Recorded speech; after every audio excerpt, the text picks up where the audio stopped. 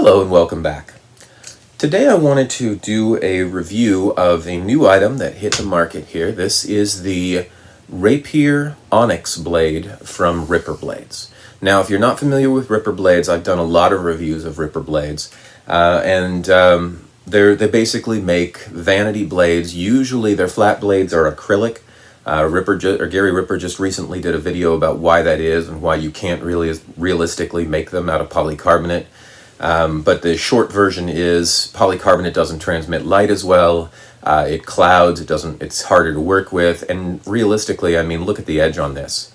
If you could make a dueling blade that had an edge like this, somebody would have to be crazy to actually duel with you, because you're basically using something that's going to hurt somebody like live steel if they actually get hit with it. So it's not designed for dueling.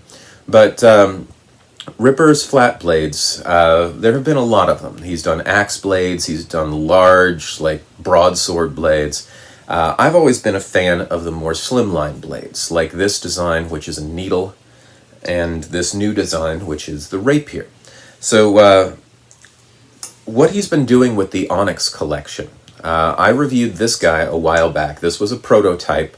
This is a prototype photon blade. And the way that this thing works is there's a clear bit in the middle. Let's see if I can get the light angled right here. Sort of. There we go. There's a clear bit in the middle of acrylic, and then it's sandwiched between two pieces of photonic or fluorescent green. And then he grinds it down so that it all sort of blends, so that when you run a blue light through this thing, as you can see here with my Kit Sabers AVISPA Rapier hilt, you run a blue light through it. There we go. We get a green core with a blue edge. All right. He started doing this same technology with his Dark Sabers, and he released the Dark Saber V3, which was basically the same idea except with black acrylic on either side and a clear piece in the middle.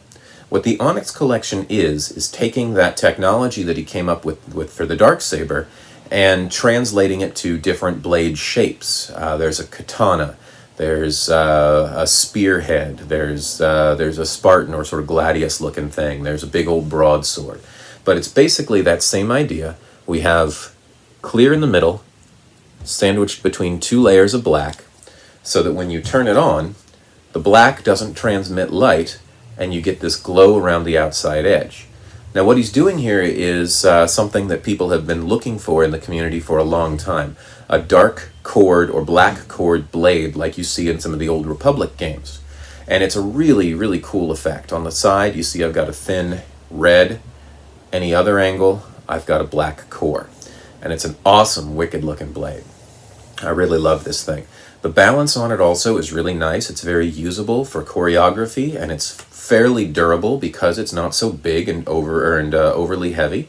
Also, because it's got those three layers, the socket on these, let me bring back this one here. The socket on these is mostly full from side to side, so it doesn't have a weak tang going down in here that's going to snap off. It's much more sturdy because it's thicker and it's closer to the tube blade. So you can do light choreography with these, you can do spinning with these, and the weight is really nice. It's really sort of a champion for this effect. So I really love this design. I'm glad that he's doing it more in different shapes.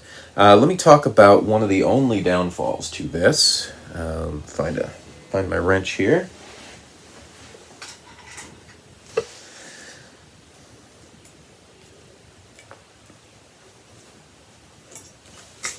One of the only downfalls to this is the fact that it's a little bit more specific in terms of what saber you put it with. Not just the aesthetic, but when you're dealing with a blade like this, you have to have the right socket depth. You notice that when I put it into this one, the socket depth is a little bit too long, so the socket sticks out. Now that's not the case with this one, which has a shorter socket.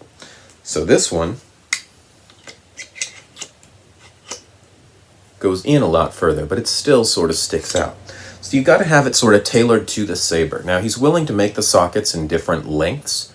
So if you know that you want it for a specific saber, ask him when you order and he can get that set up. The unfortunate part is you can't take one blade and pop it into any saber because that socket depth is going to be a limiting factor. The other thing about this is Gary has started using, on this set specifically, the Onyx set, he started using a red socket. And while that looks extra awesome on the blade itself when the blade's off, and while it also looks kind of awesome when the blade's running red, I kind of wish that this went in a lot further, but still pretty dang awesome in red. What that means though is if you run something like green, now we have sort of a dud core. Run blue, I get kind of a purple core. Run white, I have a white blade, but I have a red base, and that kind of defeats the aesthetic of the white base, or the white blade, if you've got all this red at the bottom. So the red looks great depending on application, but it is limiting because he's setting a color to something that you can run any color through, and it's basically tinging the blade based off of this this colored socket. So I don't know if this, again, it looks great in the packaging. I don't know if it's exactly the I don't know if it's the right move for all applications, but this is it, the Ripper Blades Rapier Onyx. And like I said, he makes these Onyx blades in several different formats or several different versions, and you pop it from saber to saber and it just looks cool. I mean, here it is in a Bendu Armory saber. Let me see, is this my Tri-Cree? This is my Tri-Cree, okay. So,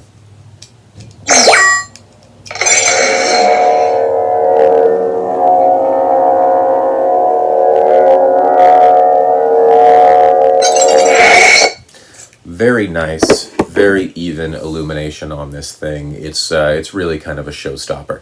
So I'm glad that he's working more towards the thinner, less ornate blades. Also, this thing, if you have the right video, let me see if I can get it to do it here.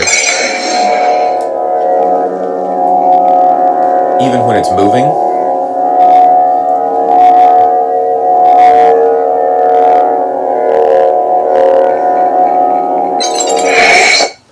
you notice that you still see that black core even when the blade is moving, and it adds a really nice sort of stuttered, almost flicker effect, which is super cool.